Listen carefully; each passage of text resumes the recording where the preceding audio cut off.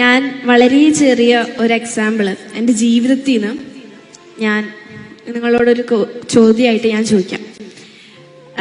പലർക്കും അറിയുന്നത് പോലെ എൻ്റെ 2 കാലും വെപ്പുകാലാണ്, കൈ നിങ്ങൾ കാണുന്ന പോലെയാണ്. അപ്പം എൻ്റെ മെഡിക്കൽ സർട്ടിഫിക്കറ്റിൽ 90% ഭിന്നശേഷിയാണ്, വെറും 10% മാത്രം കഴിവുള്ളൂ എന്നാണ് പറഞ്ഞിട്ടുള്ളത്.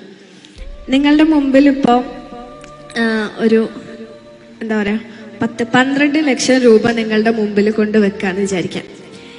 ആ പൈസ കൊണ്ട്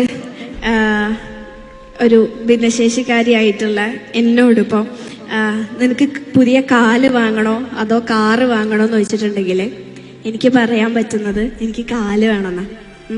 കാരണം എന്താന്ന് വെച്ചാൽ എനിക്ക് അതിൻ്റെ ഇല്ലായ്മ, കാല് എന്നുള്ളൊരു സംഭവത്തിൻ്റെ ഇല്ലായ്മ ജീവിതത്തിൽ ഇത്രയും കാലം മനസ്സിലാക്കിയതുകൊണ്ട്